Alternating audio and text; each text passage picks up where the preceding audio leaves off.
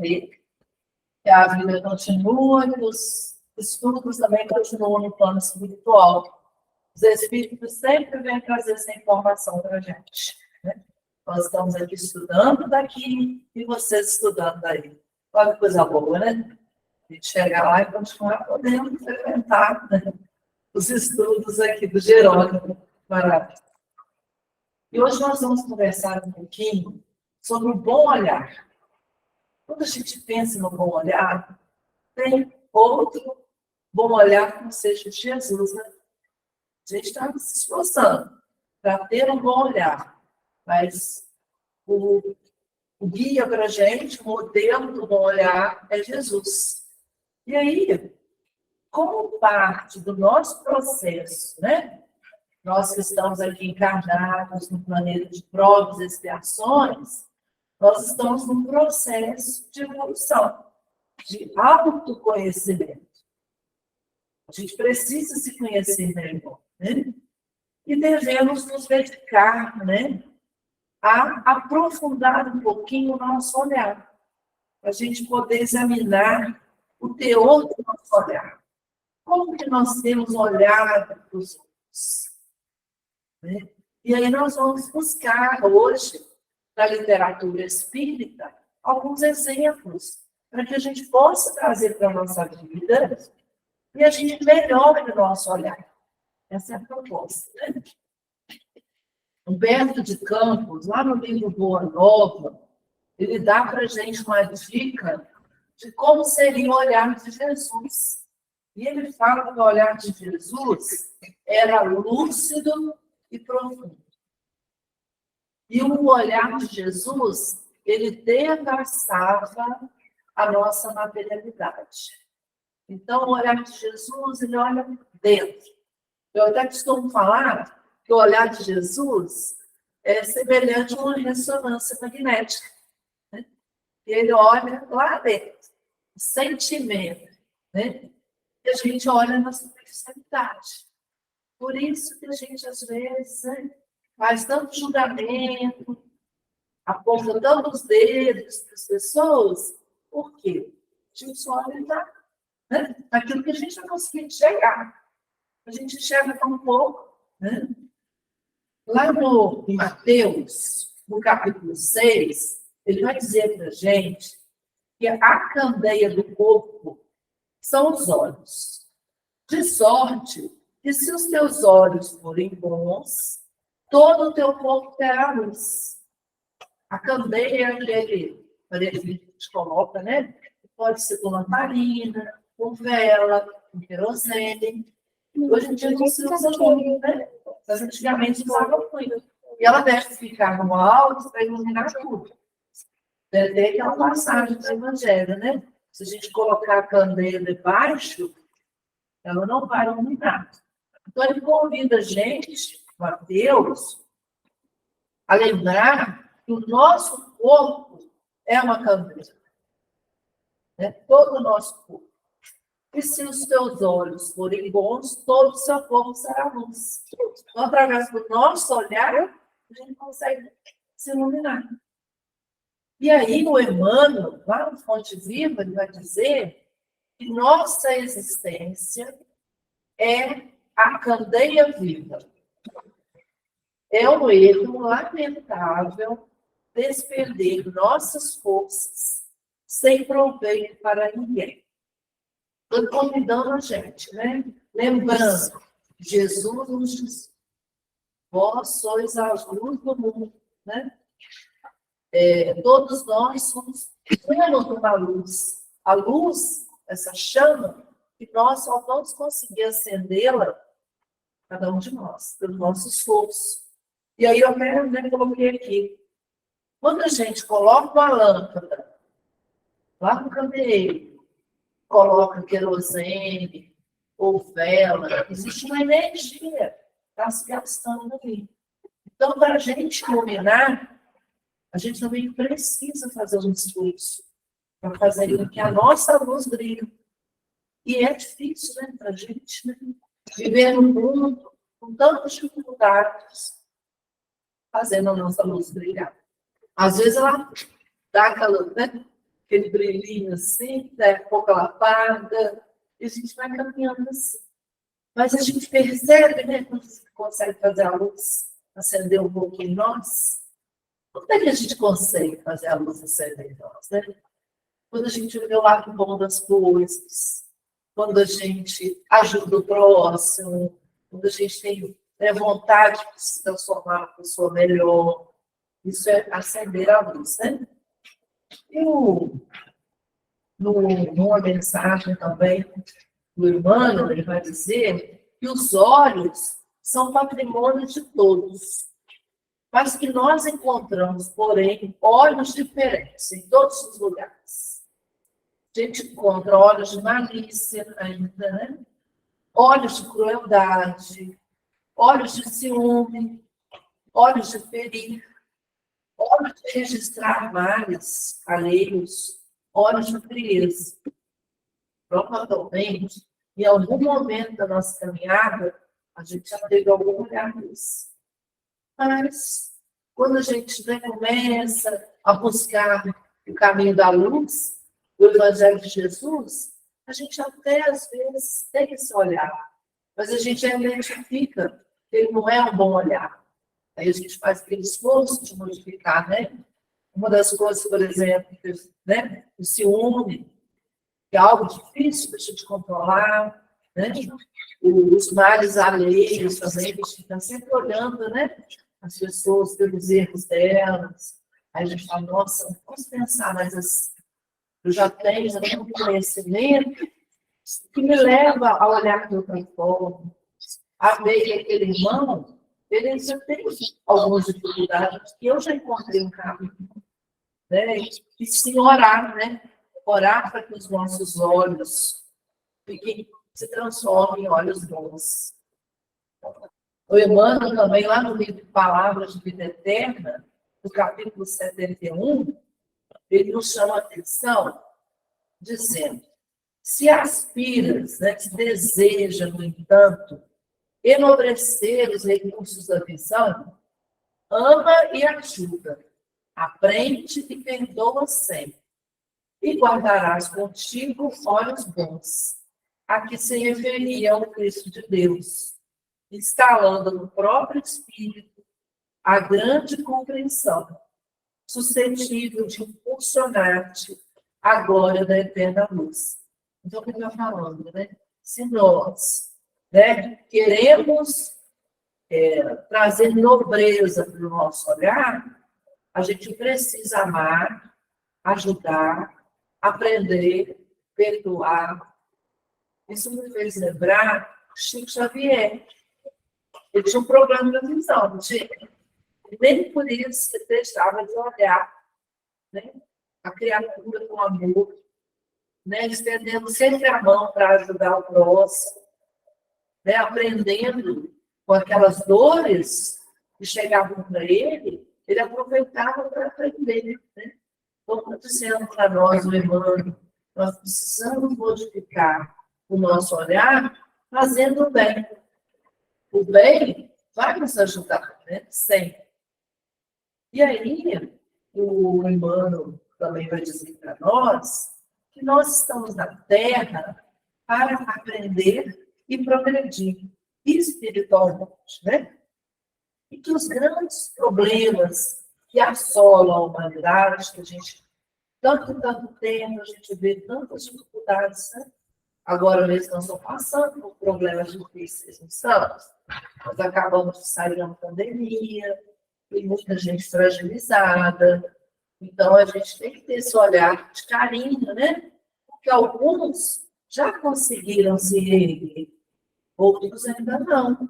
Tem muita gente deprimida, tem muita gente que ainda sem esperança, desacreditado da vida, né? Perdeu a alegria. Quando a gente perde a alegria, a gente parece que a gente estaciona, para de viver. Não é assim?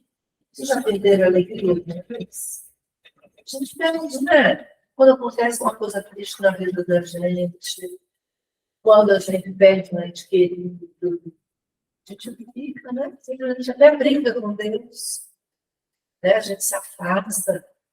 Então, assim, é esse olhar que a gente precisa ter, né? Um olhar de amor, de compaixão por aqueles que estão passando por situações dessa natureza, né? Lá no livro Na FEB, tem um programa, que é uma entrevista do Carlos Campetti, chama Estudar é Ter Mais. E lá ele vai comentar um pouquinho sobre o olhar. E ele traz para nós, em Marcos, quando ele vai registrar: olhai, vigiai e orai. A maioria das vezes que a gente fala orai e vigiai, né? Só o Marcos registra olhai, porque não sabeis quando será o tempo. E aí o Campetti faz uma pergunta: a que tempo o mestre se refere? Né? Aos tempos chegados? Então, aí ele começa a conversar lá no programa, falando que nós observando tudo que tem ocorrido na atualidade, nesses momentos, e ele vai usar uma palavra, líquidos, onde tudo assim parece que foge do nosso controle, flui tão rapidamente, que a gente não consegue acompanhar, né? Que os valores parecem perder significado e que boa parte das pessoas não sabe para onde ir, não vai para onde correr, as pessoas ficam perdidas. Tudo parece apontar que os tempos que Jesus dizia são os tempos de agora. Então, lá, Jesus nos recomendava, né? Olhai, para que nós possamos sair do nosso mundo íntimo e buscar enxergar o que está acontecendo ao nosso redor.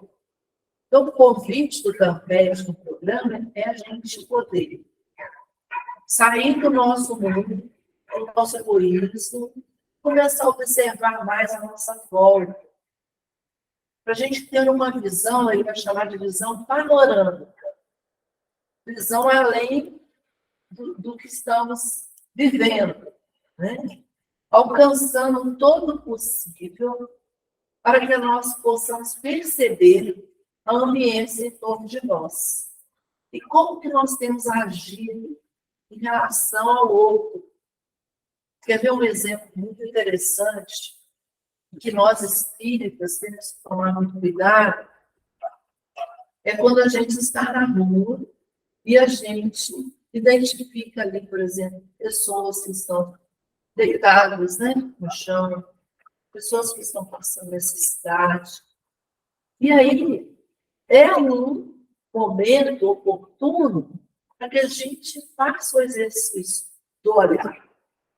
Muitas vezes a gente vai olhar com diferença, mas se nós pensarmos em Jesus, e pensarmos que nós estamos aqui para buscar, né, evoluirmos, mudar aquele homem velho que vem errando ao longo de tantas encarnações, muitas vezes nós não vamos ter nem atitudes de nos aproximar, de tomar uma decisão que às vezes é até perigosa, mas nós podemos orar.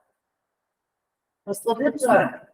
Nós podemos ver, olhar e deixar que o nosso coração haja, fazendo aquela prece sincera, pedindo a espiritualidade amiga que serve aquele irmão, que o ampare, que o inspire, para que ele possa encontrar um caminho. Essa é a ajuda que nós podemos fazer em relação ao próximo como trabalhadores da seara do Cristo. Não é assim? Por quê? Nós vamos fazer a prece. Aqueles trabalhadores que identificam o nosso pedido, eles sim, eles vão ter condições de ajudar.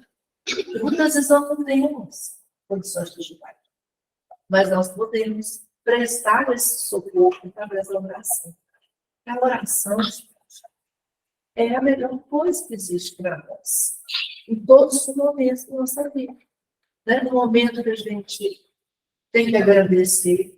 A gente ora. No momento que a gente tem que pedir, a gente ora. No momento que a gente tem que louvar, olhar tudo à nossa volta como coisas boas, positivas, importantes para o nosso aprendizado. Então, quando a gente analisar qualquer ocorrência menos feliz, procura ver o bem, permanece vivo e ativo, por trás do mal aparente que esteja dominando a situação. Então, qual que é o nosso primeiro olhar? O mal. Né? É mais fácil para a gente identificar o mal. Aí, se a gente para, tem aquele tempo de reflexão, faz a prece, a gente já começa a ter aquele olhar lúcido que o Humberto de Campos fala, que é o olhar de Jesus, né? Olhar lúcido, tentando ver além. Olhar para aquele irmão, identificar uma pessoa que às vezes passou por um processo que a gente desconhece, de um sofrimento tão grande, de uma perda que ele não deu conta, não superou, né? Um trauma que ele teve na infância, ele não conseguiu transformar aquilo, continuou pensando naquilo, o abandono, outras coisas, né? Às vezes a gente passa também, a gente supera, mas nem todo mundo supera, né? Então, se a gente começa a olhar o belo, pensando, é um filho de Deus, e por Deus ele é amado. Não é que todos nós não somos amados por Deus? Ninguém é diferente da Deus. Nem aquele irmão que ainda está na criminalidade. Deus aguarda, né, a transformação. Então, ele guardado a nós. Nós também já erramos. E continuamos errando, né? Então, olhar, mirar, examinar, na verdade, são atitudes muito saudáveis para a gente. Porque quando a gente faz esse exercício e começa essa transformação em nós também vamos nos transformando. Isso traz para a gente até saúde física, mental. Então, a gente precisa refletir. Qual a leitura que nós estamos fazendo do mundo? A gente só fala mal do mundo, né? Nossa, o mundo não está bem. O mundo não é isso. O mundo não é isso. O tempo todo a gente vai falando mal do mundo. Mas nós estamos no mundo. Vamos falar aqui, né, entre nós. É o melhor momento para nós, dessa nossa caminhada aí de séculos, reencarnando e desencarnando. Hoje é o momento que você tem uma oportunidade. Então, é o melhor momento que nós temos na nossa vida. Essa caminhada toda que nós já fizemos, agora é o melhor momento para nós. Né? Até porque, nesse momento, nós encontramos a doutrina. Nós encontramos o Consolador prometido. Olha que coisa linda. Quantas pessoas ainda não encontraram Jesus? A gente vê isso às vezes na reunião, quando a gente acolhe aqueles sofredores, aqueles espíritos perseguidores, e a gente começa a pensar que envolvê-los com tanto amor, e a gente vai percebendo a dor profunda daqueles irmãos, o sofrimento deles. E aí, quando a gente fala de Jesus, e aí, ele sempre no envolvimento amoroso de Jesus, eles não abrem, eles se entregam aos cuidados da espiritualidade. Então, nós precisamos ter uma pausa para refletir ou refazer o nosso caminho, né? O importante é isso, é a gente parar para analisar a nossa vida. Né? Isso a gente pode fazer com a nossa família. A gente está tão separado, né? Hoje pessoas dormem numa casa, cada um no seu canto. A gente, às vezes, né, é um pouco saudosista e lembra daquele tempo, né, onde a gente se reunia todo mundo numa sala só, para todo mundo ali junto. Quando a gente se reunia, todo mundo para almoçar, era raro no dia de hoje. E é nesses momentos que a gente, às vezes, tem a oportunidade de identificar ali daqueles irmãos, familiares, uma dor, né? Um momento delicado da vida, onde a gente junto, a gente pode estar fortalecido para ajudar. Assim, esse olhar o tempo todo na nossa vida, né? Então, o olhar que o estudo nos propõe é um olhar de renovação, para despertar da nossa consciência, de estímulo, para que a gente possa superar nós mesmos, né? E de transformação moral, que é o que nós estamos aqui para fazer, se transformar. O que diferencia, então, o nosso olhar do olhar comum? Nós espíritas, cristãos, né? Buscando o caminho da luz. Né? A diferença está nessa, nós já estamos buscando. Nós já identificamos, nós somos necessitados do pão espiritual. Quando a gente se sente necessitado de algo, a gente vai buscar ajuda.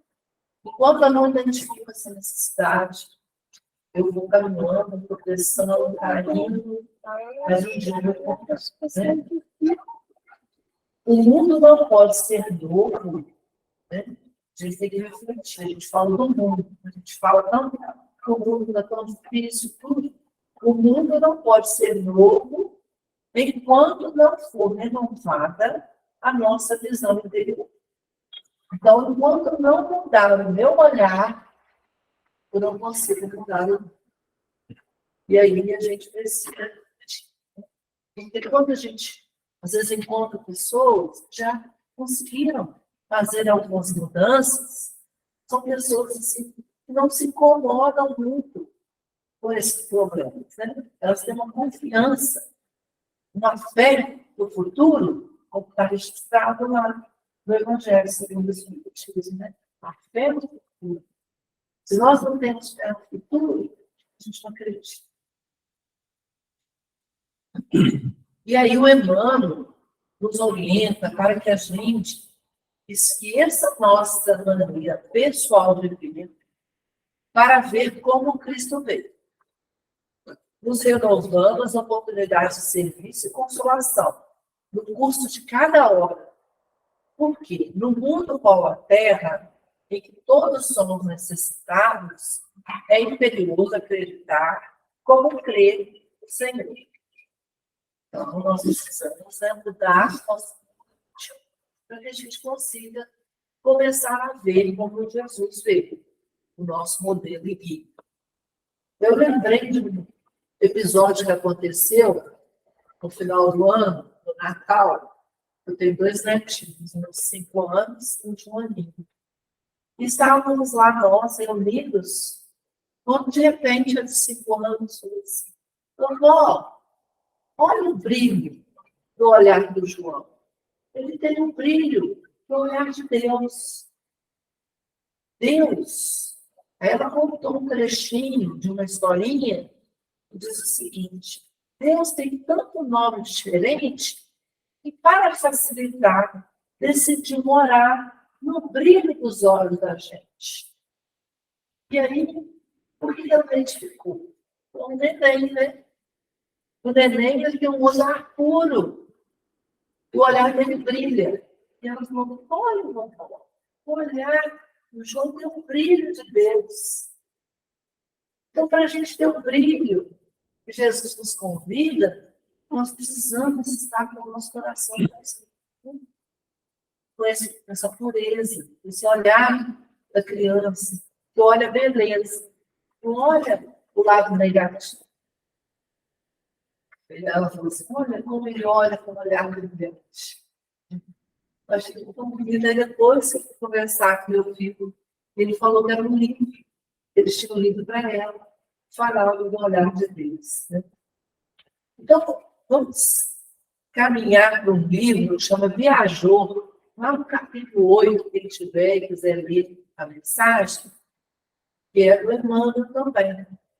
Quando ele nos diz que a gente deve recordar o olhar compreensível e amoroso de Jesus, a fim de esquecermos a viciosa preocupação com o argueiro, quer dizer, com o cisco, que por vezes aparece no campo visual dos nossos irmãos de experiência. Jesus jamais se deteve na faixa escura dos companheiros de caminhada. Jesus, então, o que ele faz?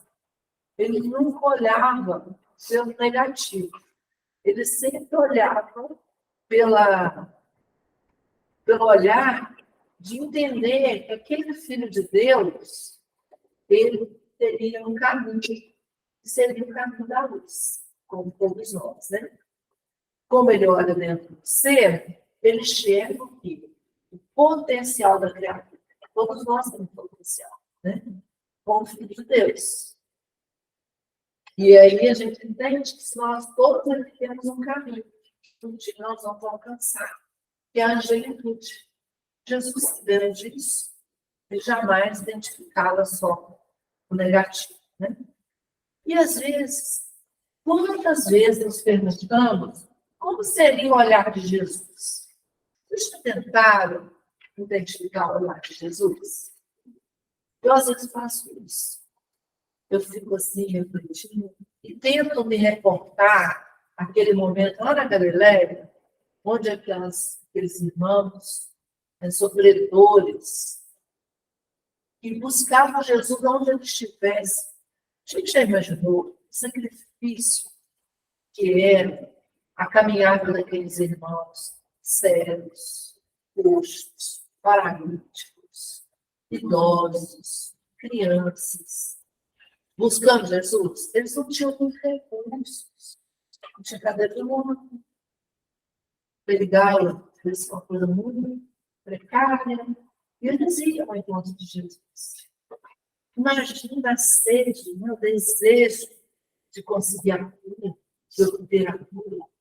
Eles iam. Hoje, nós temos muito mais recursos, né? E nós temos Jesus também conosco. Então, para a gente tentar visualizar o olhar de Jesus, a gente tem que se reportar a essas imagens da Galileia, trazem para a gente assim, esperança no nosso coração. E aí, nós vamos trazer alguns desses olhares de Jesus naquele momento. Vocês lembram do cego de Jericó, Bartimeu? Bartimeu, tadinho, estava lá, né? Na rua, sentado lá não devia nem ter calçada naquela época, né? No chão, né? Na terra, inutilizado, porque as pessoas, quando tinham alguma deficiência, eram inúteis, ele ficava lá. Né? Mas Jesus, quando olha para Bartimeu, ele não vê esse lado de Bartimeu. Ele não encontra o homem inutilizado pelas trevas. E sim, o amigo que poderia tornar a ver. Jesus restitui a visão daquele irmão. E passa, né? A enriquecer novamente a existência com a visão. Então, o que acontece naquele momento? Existiu um esforço também do Bartimeu. Primeiro, ele sabia que Jesus ia passar. E aí ele começa a fazer. Ele começa a gritar, clamar, misericórdia, misericórdia. Ele faz um esforço, né? Ele se aproxima de Jesus de alguma forma. Ele busca o olhar de Jesus. Essa é a diferença, né? Ele consegue, né, a visão, restituir sua visão, porque Jesus está ali, porque Jesus tem, né, a capacidade, apenas pelo seu olhar, procurar sim, mas Jesus sempre chamou a atenção para a fé. Né? Ele perguntava àqueles que buscavam a cura. Queres? Claro, nós também fazemos igrejas, né? Chegam às pés de que quisesse. Quero ser curado. Né? E a pessoa falava, eu quero ser curado. E aí Jesus tem fé? Certeza o nosso irmão Bartimeu tinha fé. Né? Ele já estava sofrendo há um tempo muito grande. quando ele tem essa possibilidade, ele vai e se expressa de tal maneira, através de um clamor, né? Misericórdia, misericórdia, que ele se faz ouvir. E aí, Jesus se aproxima dele e o ajuda, né? E Maria Madalena? A história de Maria de Madalena, provavelmente você já conhece. Né? De Boa Conta, o Boa Nova também tem. Outros autores falam de Maria Madalena. Maria Madalena, e Jesus não enxerga Maria Madalena como às vezes a gente enxerga. Aquela mulher possuída pelos gênios da sombra, aquela mulher, né, da vida, entregue aos prazeres da carne. Jesus não enxerga essa mulher. E sim uma sofredora. E por esse motivo também, restaura-lhe a dignidade própria. Nela plasmando a beleza espiritual renovada, que lhe transmitiria mais tarde a mensagem divina da ressurreição. É de uma beleza, o encontro de Jesus com Maria Madalena, talvez a gente nem consiga visualizar, né? Maria Madalena, na verdade, a história dela é muito triste, ela fica órfã muito cedo. E naquela época, ser órfã, ela se sente entregue, né, das instituições. Tinha muita chance. E ela, muito jovem, né, ela conhece uma pessoa, um rapaz, e esse rapaz a quem ela confia, ele, né, acaba envolvendo ela nessa prostituição. E ela acaba, né, a vida dela segue por esse caminho. Mas olha que interessante, o Divaldo conta comigo que ela estava passeando na sua liteira, tipo uma carruagem, né, carregada, quando ela é abordada por um homem que mostra para ela as marcas da hanseníase. E ele diz a ela que ele precisava de umas moedas, porque ele queria encontrar no Nazareno aquele que fazia curas, e que ele precisava ir até ele, porque ele sabia que ia ser curado. E ela joga para ele umas moedas e diz o seguinte: assim que você encontrar, venha me dizer, porque eu preciso também curar as chagas da alma.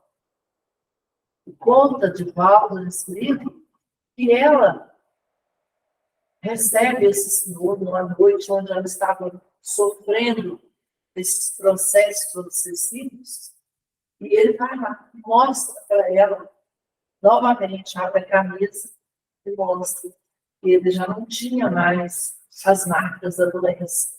E ele vai levá-la. É assim que ela encontra Jesus. E mesmo sem Jesus a ver, ele identifica. Né? Então, assim, esse olhar de Jesus, né, é muito profundo nisso.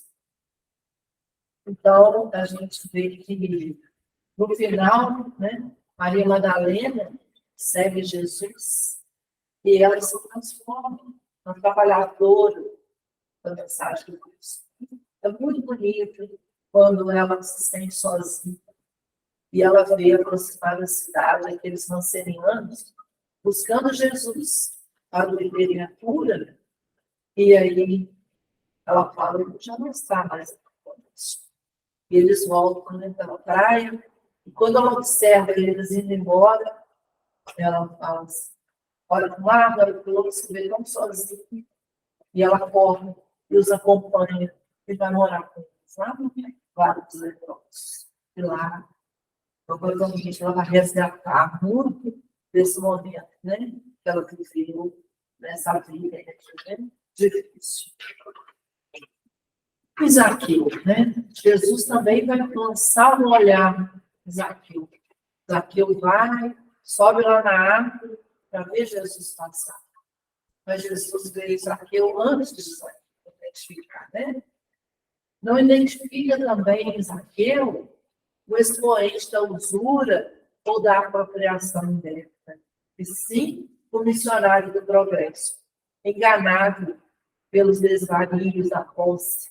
Por essa razão, devolve o raciocínio à administração sábia e justa.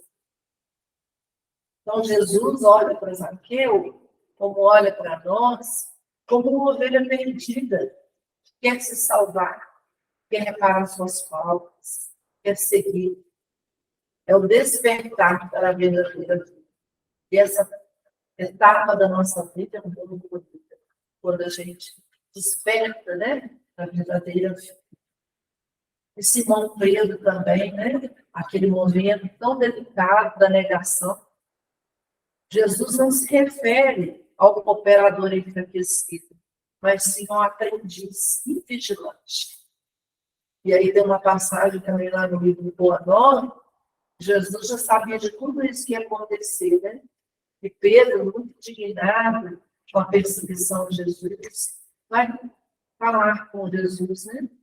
E os homens eram muito perversos. Jesus vai dizer para ele, Pedro, ainda hoje, antes que o galo cante, você vai me negar 3 vezes. Pedro ficou nervoso, né? E Jesus vai dizer, Pedro, você vai compreender que o homem é muito mais frágil do que perverso. Quando Jesus fala isso, a gente tem que fazer com a nossa vida, né? Porque nós também somos frágeis.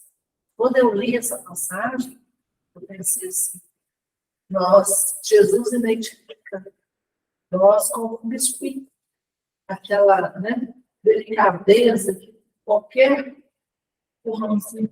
queda, a gente quebra. Nós somos assim mesmo, né? E nós vemos mais tarde, Pedro aprendeu a olhar, né? E a gente vai ver Pedro lá no livro Paulo e Estevão, quando ele vai receber Paulo lá na casa de Davi, né? A princípio, eles ficam constrangidos, ficam assim meio apavorados, mas Pedro vai lembrar do olhar de Jesus e vai acolher Paulo, né? Colocando em prática todos aqueles ensinamentos que Jesus havia mostrado para eles, né? E ele vai nos chamar a atenção, né, para todos aqueles que batem a nossa porta. E quando eu pensei nisso, lá também parece que tem um relato, a gente identificar aqueles que batem a porta da nossa casa espírita. Qual é o olhar que nós estamos tendo por isso, né? Joana de Cusa também, né? Quando Jesus está lá, né, pregando, e ela sempre indo ouvir as mensagens de Jesus, e ela, certa vez, vai confessar a Jesus a dificuldade que ela estava passando em relação ao marido, que não permitia que ela fosse. E Jesus vai dizer para ela, né, que os sãos não precisam de médicos, identificando o marido da Joana como um enfermo da alma. E ele vai dizer para ela, minha filha, vá para o seu lar e ame o teu companheiro com um material divino que o céu colocou em tuas mãos, para que tragas uma obra de vida, sabedoria e amor. Chamando a atenção da gente, né? Nós precisamos observar aqueles que estão à nossa volta, aqueles que estão ao nosso lado, que são instrumentos que Deus colocou na nossa vida, para que a gente possa aparar as arestas, para que a gente possa sair daqui melhor, para que a gente possa acertar os nossos passos próprios ao longo da caminhada que vivenciamos anteriormente, né? E aí a gente vai identificando esse olhar de juntas. É tão bonito também, né? Jesus tem aquela ceia, né? Onde ele vai falar. Alguém vai entrar, né? Aquele que colocar a mão, né? Vai entrar. Jesus não sabia.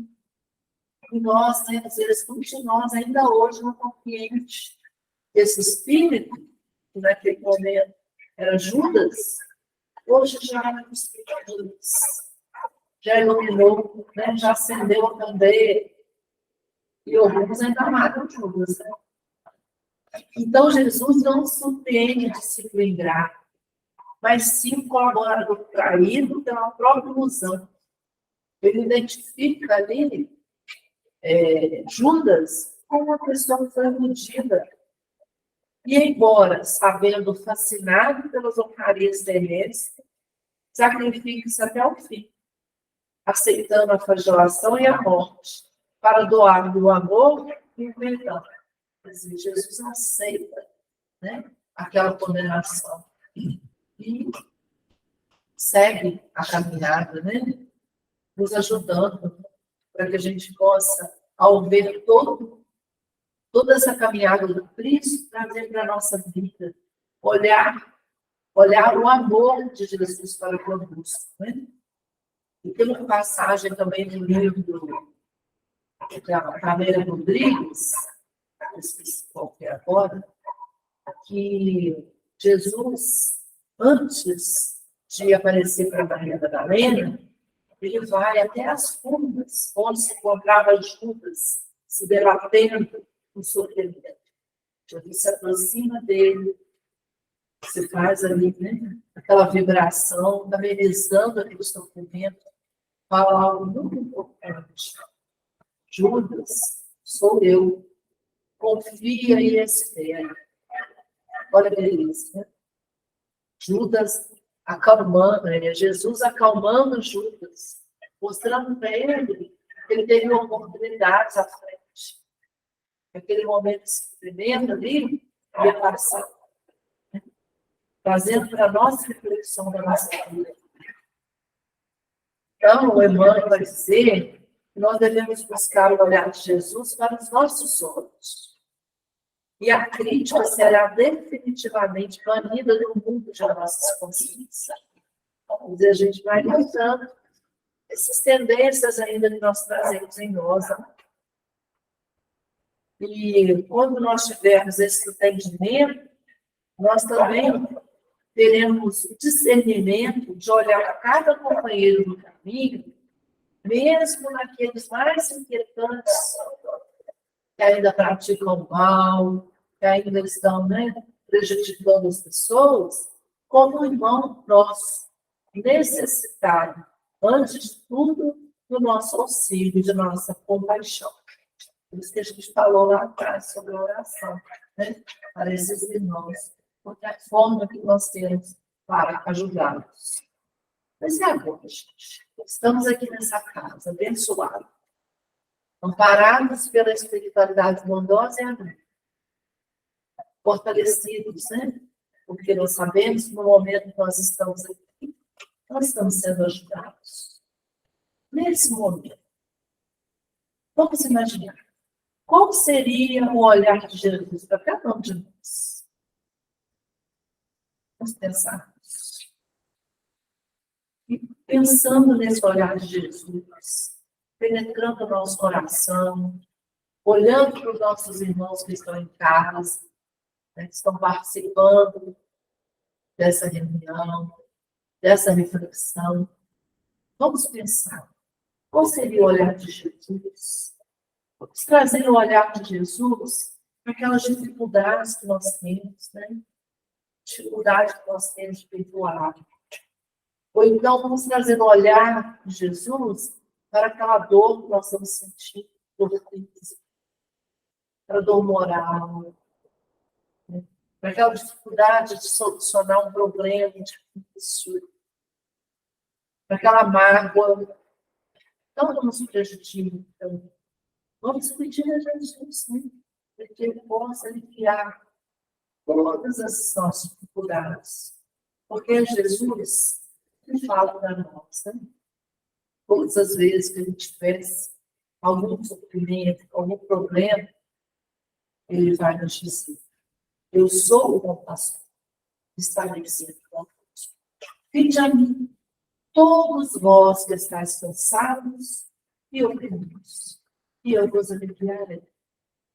Então, nessa noite, né, cada um de nós continua recebendo o alívio de Jesus, o olhar bondoso de Jesus, penetrando dentro de nós, né? Identificando o nosso potencial como Deus. Esse amor também de Jesus possa alcançar a humanidade inteira, né? Iluminando cada lar aqui representado, iluminando todo esse barco e caminhando em direção à nossa cidade, ao nosso país, para que a gente possa olhar o mundo por os outros e assim a gente ajudar, né? Contribuir de alguma forma para que o mundo se transforme no mundo. Muita paz, irmãos.